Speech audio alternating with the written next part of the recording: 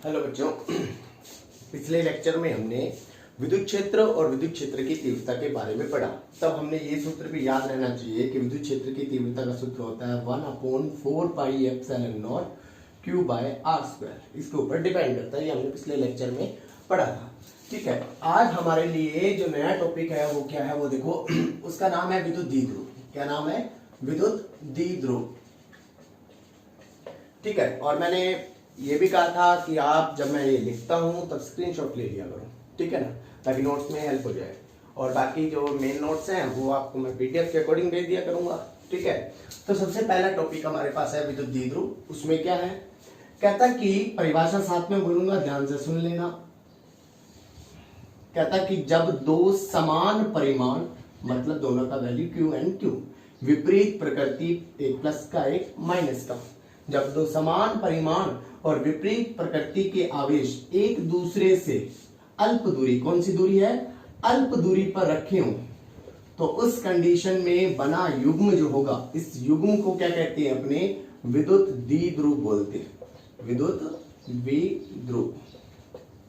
ठीक है, वापस रिपीट, दो समान परिमाण के तथा विपरीत प्रकृति के आवेश एक दूसरे से अल्प दूरी पर रखे हो, तो इस प्रकार बना युग्म क्या कहलाएगा? विद्युत द्विध्रुव। ये तो हो गई इसकी परिभाषा। ठीक है, अब इसमें सेकंड पॉइंट क्या आएगा? ये फर्स्ट पॉइंट था, सेकंड पॉइंट क्या आएगा? विद्युत द्विध्रुव आघूर्ण। अब विद्युत द्विध्रुव, जैसे आपकी बुक में एक NaCl वाला एग्जाम्पल भी लिखा होगा। ठीक है, Na+ और Cl नेगेटिव, ये दोनों मिलके क्या बनाते हैं? विद्युत द्विध्रुव बनाते हैं। ठीक है, अब हमारे पास टॉपिक है विद्युत द्विध्रुव आघूर्ण का। विद्युत द्विध्रुव आघूर्ण। देखो एक चीज बता देता हूं मैं आपको, कि आपको इतना तो पता लग गया कि विद्युत द्विध्रुव किसे कहते हैं, ये वाली स्थिति को। ठीक है, छोटी दूरी पर रखे हो, और इस दूरी को हम डिनोट करते हैं किससे? 2a से। किससे? 2a से। तो अब इसकी परिभाषा कैसे आएगी? विद्युत द्विध्रुव आघूर्ण जो होता है उसको डिनोट करती है P से। किससे डिनोट करती है? P से। तो लिखेंगे क्या? विद्युत द्विध्रुव में आवेश के परिमाण, कोई भी ले लो आवेश, उसका परिमाण क्या है? Q, और उनके बीच की दूरी कितनी है? 2a के गुणनफल को विद्युत द्विध्रुव आघूर्ण कहते हैं। P = Q × 2a। ठीक है ना, यह एक सदिश राशि है। कौन सी राशि है? सदिश राशि है। अब सदिश राशि किस प्रकार से हुई? देखो, विद्युत क्षेत्र की दिशा तो होती है प्लस से माइनस की ओर। ठीक है, और विद्युत द्विध्रुव आघूर्ण की दिशा होती है माइनस से प्लस की ओर, और ये हो गई इसकी डायरेक्शन, इधर की ओर होगी। ठीक है, दूसरी बात, ये एक सदिश राशि है, इसका जो मात्रक होता है, मात्रक कैसे निकालेंगे? देखो, आवेश का मात्रक होता है कूलाम और दूरी का मात्रक होता है मीटर। और उसके बाद हमारा अगला काम होता है विमा निकालना। विमा, कूलाम तो क्या होता है? Q = I × T। I × T it means क्या हो गया? I एम्पियर में, और T किस में हो गया? समय है, तो कैपिटल T में। तो ये हो गई किसकी विमा? इसकी आ जाएगी। तो इसका मतलब ये तो आ गई। और मीटर क्या है? लंबाई में। तो आपने 11वीं में किया है, तो क्या हो जाएगा? M है नहीं 0 L1 T1 A1। ये क्या आ गई?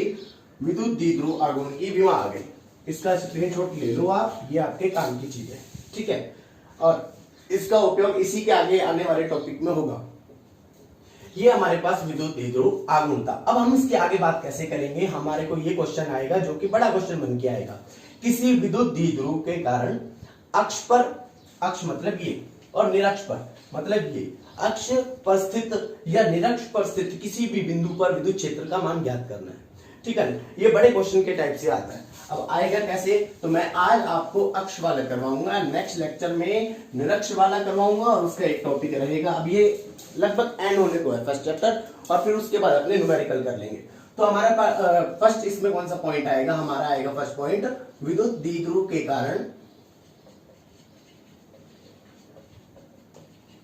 कारण विद्युत क्षेत्र। ये आपकी बुक में भी आपको मिल जाएगा। कौन से? नंबर 1 इसमें आ जाएगा, ए पॉइंट आएगा अक्ष पर। अक्ष पर स्थित किसी बिंदु पर, वो आपको बुक में पॉइंट मिलेगा। अब अक्ष पर कैसे? कि ये हमारे पास, जैसे ये रहा एक विद्युत द्विध्रुव, इधर बना देता हूं। देखो, ये हमारे पास हो गया विद्युत द्विध्रुव। ये हो गया, मान लो आप चाहे प्लस का Q इधर लिख दो, और ये क्या हो गया? ये हो गया हमारे पास माइनस का Q। ठीक है, और इनके बीच की जो दूरी होती है वो कितनी होती है? केंद्रों के बीच की दूरी 2a होती है। ठीक है, अब इसके अक्ष पर, मतलब ये अक्ष बिंदु, ये है अक्ष। अब इधर लो चाहे इधर लो, इधर भी ले सकते हैं। मान लिया कि इसके मध्य बिंदु O से R दूरी पर एक बिंदु है P, R दूरी पर एक बिंदु है P। यहां पर हमें विद्युत क्षेत्र ज्ञात करना है। इस P बिंदु पर हमें क्या ज्ञात करना है? विद्युत क्षेत्र ज्ञात करना है। माना प्लस क्यू आवेश A बिंदु पर स्थित है और माइनस क्यू आवेश किस बिंदु पर स्थित है? B बिंदु पर, ठीक है। और O से P के बीच की दूरी कितनी है? R है। कितनी है भाई? R है, ठीक है। अब जब भी हम किसी बिंदु पर विद्युत क्षेत्र ज्ञात करते हैं तो ये ध्यान रखना है कि हम यहाँ पे जो परीक्षण आवेश रखते हैं वो धनावेश होता है Q0, टेस्ट चार्ज रखते हैं, ठीक है। अब देखो इसको अपने को शो नहीं करना, अपने को सिर्फ P पॉइंट शो करना, बाकी सारा काम कैसे करना है वो देखो। अब A बिंदु से P बिंदु की दूरी देखो, ये मिड पॉइंट O है तो ये दूरी कितनी हुई? A, और ये भी दूरी कितनी हुई? A, ठीक है। तो भाई इससे इसकी दूरी देखो कैसे निकालेंगे? A प्लस R, तो मतलब यहां से यहां तक की तो दूरी हो गई R प्लस A, और यहां से यहां तक की दूरी निकालनी हो माइनस क्यू से, तो देखो यहां तक R है, इसमें से A को माइनस कर देंगे तो क्या आ जाएगा हमारे पास? R माइनस A आ जाएगा। ये दोनों से इस P बिंदु की माइनस क्यू और प्लस क्यू आवेश से दूरियां आ गई, और इसी के ऊपर डिपेंड करेगी सारी बात। अब देखो एक और बात, A बिंदु पर कौन है? प्लस क्यू आवेश। प्लस क्यू आवेश इस P बिंदु पर जो परीक्षण आवेश रखा होगा उसको क्या करेगा? प्रतिकर्षित। क्या करेगा? प्रतिकर्षित। तो इसके कारण विद्युत क्षेत्र की तीव्रता जो होगी EA बाहर की ओर, और माइनस क्यू आवेश जो है वो यहां पे रखे परीक्षण आवेश को क्या करेगा? आकर्षित, तो उसकी दिशा किधर होगी? EB। तो हम एक चीज नोटिस कर रहे हैं, बिंदु P पर जो है वो विद्युत क्षेत्र की दो तीव्रताएं लग रही हैं और एक दूसरे की विपरीत दिशा में लग रही हैं। तो मतलब बिंदु P पर विद्युत क्षेत्र की तीव्रता इन दोनों सदिश राशियों के क्या है? अंतर के बराबर, मतलब माइनस के, जो हमने 11वीं में किया था, ठीक है। तो सबसे पहले तो हम इसकी बात करेंगे कैसे निकालेंगे। देखो मैंने अभी थोड़ी देर पहले एक फॉर्मूला लिखा था, E इज इक्वल टू, चाहे तो 1/4 पाई एप्सिलॉन नॉट लिख दो, चाहे आप ये लिख दो। मैं हमेशा लगभग ये लिखता हूं क्योंकि ये क्या होता है फिर अपने को थोड़ा लेंथी नहीं पड़ता, ठीक है। तो देखो कैसे करेंगे अपने इस चीज को। देखो तो सबसे पहले ए बिंदु पर रखे इस स्रोत आवेश के कारण बिंदु P पर जो विद्युत क्षेत्र का मान होगा वो होगा EA is equal to K, स्रोत आवेश क्या है? Q, बटे दूरी। अब दूरी R नहीं है, इससे इसकी दूरी कितनी है? R प्लस A, तो बटे में क्या रखेंगे? R प्लस A का होल स्क्वायर। और अगर इसकी दिशा देनी हो तो देखो इसकी दिशा किधर है? EA की दिशा किधर है? बाहर की ओर, तो O से P की ओर। क्या लिखोगे? O से, यहां लिख लेंगे अपने ब्रैकेट में, O से P की ओर। ये दिशा भी साथ में लिख लेना, बड़े काम की चीज है। अब नेक्स्ट निकालेंगे EB, तो आप यहां लिख सकते हो लाइन कि प्लस क्यू आवेश के कारण तीव्रता माइनस क्यू आवेश के कारण तीव्रता। तो EB का मान जो होगा वो क्या होगा? K क्यू वैसा का वैसा रहेगा, क्योंकि परिमाण तो दोनों की क्या है? समान है, प्रकृति को उपयोग करना नहीं है हमें। अब देखो बटे में दूरी, अब इससे इसकी दूरी कितनी है? R माइनस A, तो यहाँ क्या लिखेंगे अपने? R माइनस A का होल स्क्वायर। अब इसकी दिशा, EB की दिशा किधर है? इधर की ओर, तो P से O की ओर, उल्टा हो गया इसका, तो अपने क्या लिखेंगे? P से O की ओर, ठीक है। अब हमारा आगे का मेन काम शुरू होता है। मैंने क्या कहा कि P बिंदु पर परिणामी तीव्रता जो होगी वो इन दोनों के अंतर के बराबर होगी। अब हमें कैसे पता लगेगा कि भाई किसमें से किसको घटाना? EB माइनस EA करना है या EA माइनस AB करना है?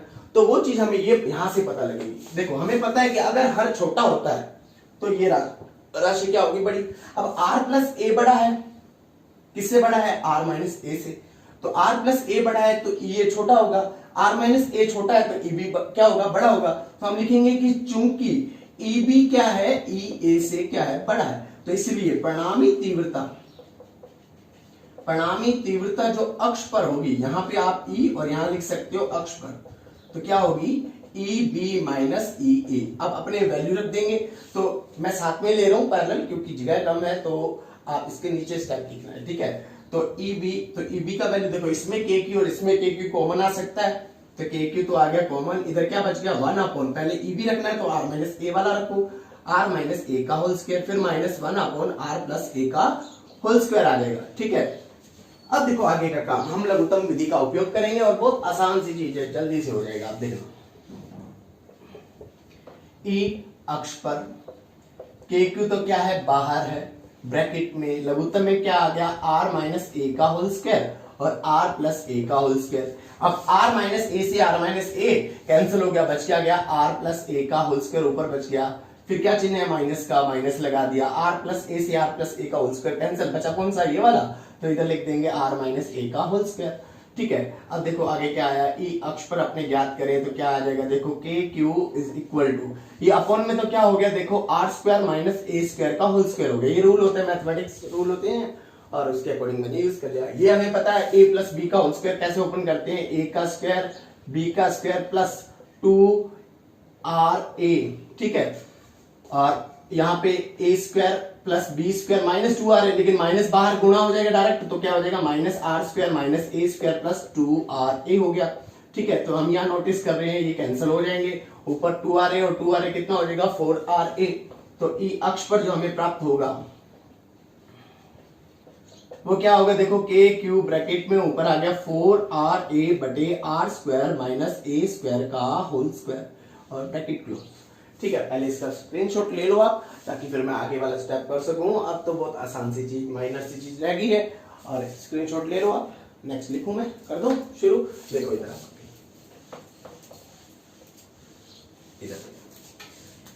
ये हमारे पास वैल्यू आई। देखो मैं इसको लिख सकता हूं 2 इंटू 2, 4 को क्या लिख सकते हैं 2 इंटू 2। क्यों लिख रहा हूं, क्योंकि मुझे कुछ सेट करना है। अब आपके सामने पता लग जाएगा क्या सेट कर रहा हूं। देखो ई अक्ष, इसको मैंने 2 इंटू 2 लिखा, तो एक तो 2 जो था वो तो k के साथ मल्टीप्लाई में लिख दिया, 2k लिख दिया, ठीक है। और एक जो है a के साथ में रखा, तो देखो क्या बचा q इंटू 2a और इंटू क्या आ गया r। अब आप मेन मैच कर लो, देखो 2 इंटू 2 4 हो गया, r वैसे का वैसा है, a ये आ गया, ठीक है, q ये रहा, ठीक है, सारा सेम दिख रहा है। और अपन में क्या आ गया हमारे पास R square minus A square का होल स्क्वायर। ये लिखने का कारण ये था क्योंकि हमने अभी जस्ट पीछे टॉपिक किया था कि चूंकि हम जानते हैं, सिंस वी नो दैट कि P बराबर होता है Q इंटू 2A, मतलब विद्युत द्विध्रुव आघूर्ण क्या होता है Q इंटू 2A होता है। तो इसको मैं P पुट कर सकता हूं। तो E अक्ष बराबर क्या आ गया, देखो 2KP इंटू R अपॉन में क्या आ गया R square minus A square का होल स्क्वायर। अब हमारे पास तुलनात्मक विधि का उपयोग करेंगे। कैसे, देखो हमने एक बात कही थी कि भाई विद्युत द्विध्रुव के बीच की जो दूरी होती है दोनों आवेशों की, ये 2a, ये बहुत माइनर होती है। तो भाई अगर ये ही बहुत छोटी है तो सीधी सी बात है ये a तो और भी छोटा होगा, और a छोटा है तो उसका स्क्वायर तो और भी छोटा हो जाएगा। जब भी कोई राशि एक से छोटी होती है तो उसका स्क्वायर तो और भी छोटा हो जाएगा। अब ये दूरी है r, अब ये r बिंदु यहां लो, उधर लो, इधर लो, कितनी भी दूरी पे ले सकते हैं। तो हम यहाँ पे कंपैरिजन की बात करेंगे, जब हम 11th में भी बहुत बारी उपयोग किया, कहां पे किया अपने ने 6 चैप्टर गुरुत्वाकर्षण वाले में, जब हम किसी पिंड को ऊंचाई पे ले जाते हैं तो वहां पे ऊंचाई के अनुरूप करते थे पृथ्वी की त्रिज्या के कंपैरिजन में, ठीक है। तो वही स्थिति का उपयोग करेंगे कि चूंकि जो a है बहुत छोटा है किससे, r से, तो a स्क्वायर तो और भी छोटा होगा r स्क्वायर से। तो मतलब a स्क्वायर को हम अप्रोक्सीमेटली 0 मान सकते हैं, लगभग शून्य मान सकते हैं, किसकी तुलना में, r स्क्वायर की तुलना में। अगर मैं यहाँ शून्य रखता हूं, 0 रखता हूं, तो देखो हमारे पास क्या स्टेप बनेगा, ई अक्ष पर बराबर देखिए 2KPR, ठीक है। और अपॉन में क्या आ जाएगा, देखो आर स्क्वायर का स्क्वायर कितना हो जाएगा, r की पावर 4 हो जाएगा, क्योंकि 0 रख दिया तो आर स्क्वायर का स्क्वायर क्या हो जाएगा, r की पावर 4। इसका स्क्रीनशॉट ले लिया था ना इधर वाले का, ध्यान रखना भाई, कहीं मैं भूल रहा हूं तो आप भी फटाफट ले लिया करो। अब देखो क्या हुआ, एक r से क्यूब पे कैंसिल हो गया, तो क्या आ गया, ई अक्ष जो हमारे पास प्राप्त हुआ वो हुआ 2KP बटे r की पावर 3, ठीक है। ये हमें प्राप्त हुई कि किसी विद्युत द्विध्रुव के कारण अक्ष पर स्थित बिंदु पर विद्युत क्षेत्र का मान या विद्युत क्षेत्र की तीव्रता का मान, हम इसको सदिश रूप में भी परिवर्तित कर सकते हैं, ठीक है। तो पहली बात तो ये देखो कि यहाँ पे हमें क्या सिद्ध हो रहा है कि ई अक्ष का जो मान है वो क्या है, दूरी के घन के व्युत्क्रम अनुपाती है। मतलब दूरी बढ़ेगी तो भाई ये मतलब ये बिंदु जितना दूर होगा तो ई अक्ष पर मतलब उस बिंदु पर विद्युत क्षेत्र की तीव्रता या विद्युत क्षेत्र का मान उतना ही कम होगा, और ये जितना नजदीक होगा उसका मान उतना ही अधिक। तो हम आलेख ले सकते हैं ई और आर के मध्य, वो इस तरीके से हमें प्राप्त हो जाता है, ठीक है। तो ये आपका था अक्ष पर विद्युत क्षेत्र की तीव्रता का मान ज्ञात करना, किसके कारण, विद्युत द्विध्रुव के कारण। अब ऐसे ही हमारे पास एक आएगा निरक्ष पर, ठीक है। निरक्ष वाला जो होगा हम नेक्स्ट लेक्चर में करेंगे, क्योंकि वहां पे हमें बलागुण भी करना, तो 2 टॉपिक मैं एक साथ करवा दूंगा, ठीक है। तो इसका अब इस वाले हिस्से का आप स्क्रीनशॉट ले लो। दूसरी बात मैं आपको बता दूं कि भाई लाइक करें, सब्सक्राइब भी करें, ठीक है। तीसरी बात जो ये है कि भाई आप जो भी लिख रहे हो नोट्स अप्लाई करो उसका। अगर आपको भाई नोट्स या कोई टॉपिक जो पूछना हो तो आप मेरे कमेंट में भी लिख दिया करो वहां पे, ठीक है ना।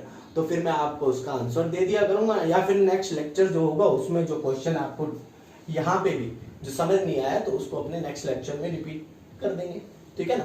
तो चलो फिर नेक्स्ट लेक्चर में मिलते हैं, इसका आप स्क्रीनशॉट ले लीजिए, ठीक है।